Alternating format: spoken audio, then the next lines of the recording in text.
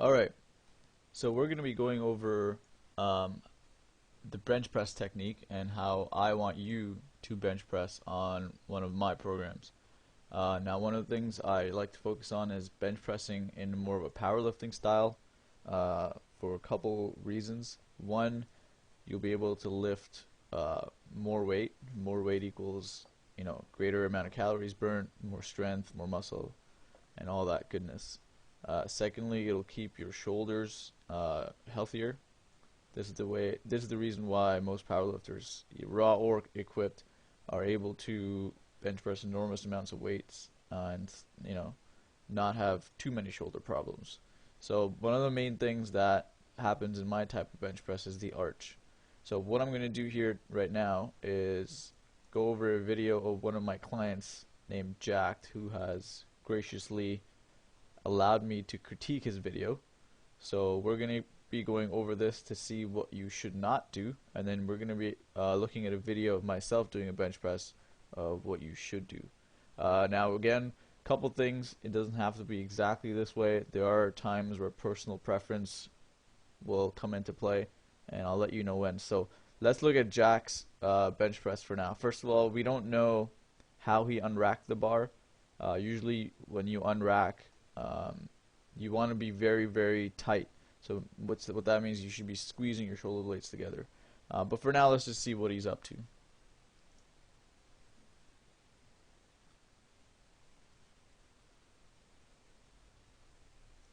Okay, immediately a couple things come to mind.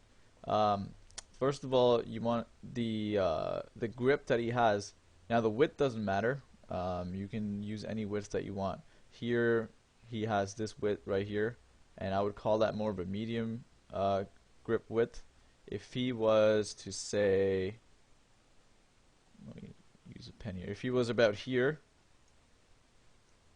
almost a snatch grip position, that we call a wide grip for the bench press. And if you can kind of see where the bar is smooth over here, and the grip starts here, and if you were to grab it at that location, it would be the close grip bench press. So what Jack has here is his personal preference. I mean, if he likes to use it, then that's fine. No, not a problem at all. What I would recommend for him to do right now is, you can't tell with this arm right here, but you can tell right here that his wrists are very bent. So he would have to straighten that out.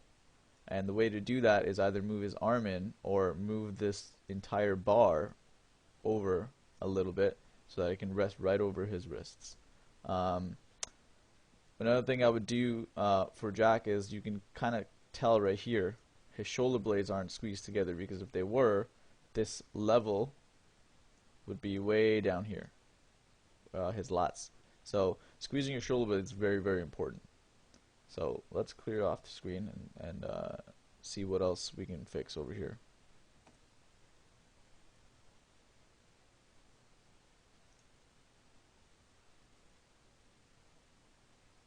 Not too shabby. You also notice that his bar path, he's very quick to drop the bar. Let's watch that again. Actually, here is more controlled, so that's good. You want to think of bench pressing like a little spring. So if I were to put a little spring on Jack's chest right here, about yay high, as this bar drops down here, the spring will get more and more compressed. So maybe go here, and then we get even more compressed till it's about coiled up like that. So you lower the bar with a lot of control, but when you press, you got to give it everything you have and explode that bar right up. Bench press is a full body exercise. It's not just a chest and shoulder tricep workout. So that's a big thing to keep in mind.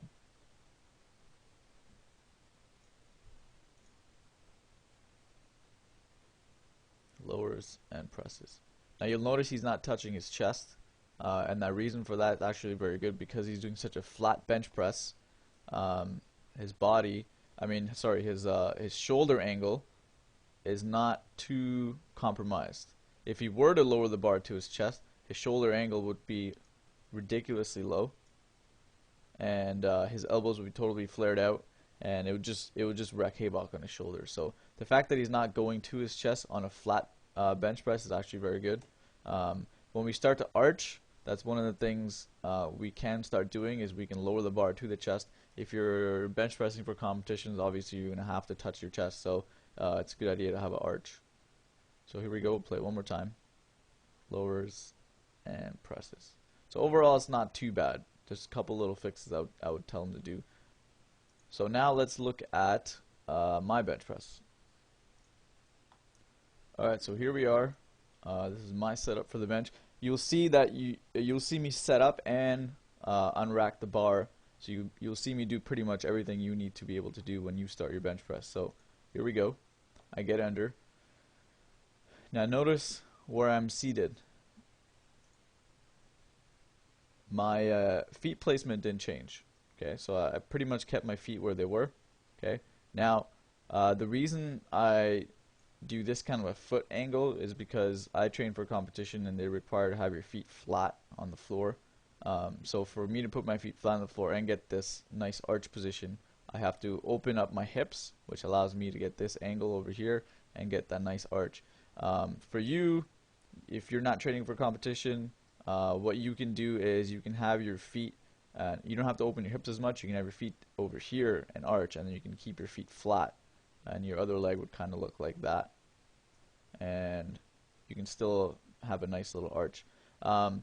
What you want to focus on is a 3-point contact. So you want your head, your traps, and your ass right on the bench. This is the 1, 2, 3-point contact, and obviously the fourth one would be your feet, but you know, we don't want to worry about that too much right now. So I'm going to clear off the screen and play this awesome bench press of mine. So I get into position. Now I want you to notice how I squeeze my shoulder blades together.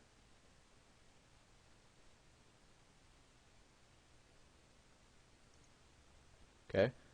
If you notice in Jack's video, his lats were like over here and his shoulders were way higher. They started from about here and went up. Mine are all the way down. So I'm already decreasing the range of motion by a little bit. Because we're going to be pressing very heavy weights, the slight decrease in range of motion is not going to matter too much. Also, with this type of bench press, I'm keeping my shoulders very safe. It's almost like a decline bench press. So let's clear that off. Now you'll also notice when the bar came off the rack, it came in a direct straight line. I didn't unrack high and then drop low.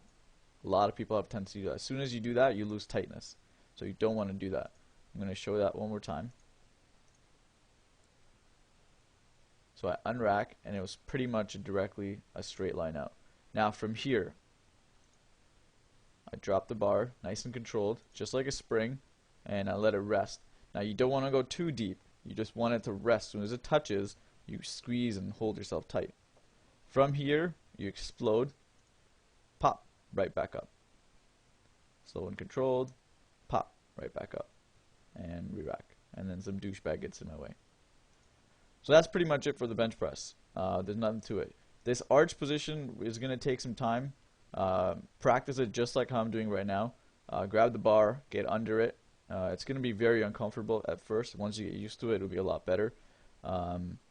Other than that, just make sure that spring analogy comes into play. You do want your elbows directly under the bar as you press. So if this is the bar right here, you want to make sure that your elbows are directly under when you press. Okay? A lot of people will have a tendency to have their elbows flared out and they'll press backwards into their face. If you're powerlifting, pressing up and back can be useful depending on your leverage. I have long arms, so for me, I tend not to. Also because I drop the bar relatively high up. A lot of people are known as belly benchers, which I don't like either. They'll drop the bar about yay high, right above their belly button. So when they press, they have to press up and back. I highly suggest you don't bench press that way. Drop it right around your sternum area, and then from there press directly straight up. The easiest path is a straight line, right? If you start to curve the bar and doing these weird angles, you're going to be doing a lot more work than you have to. It's a lot easier to press the bar in a straight line and add more poundages to the weights. As you can see here, this was my demo. My current bench press is a 225 press at 130. So this arch technique definitely works. I have never been injured using this arch technique. As long as you're deriving your power from the ground, and you're pressing using your entire body, there's not really a lot of stress that comes on your lower back. So you should be okay. As with anything, practice makes perfect. So practice the shit out of it, and good luck.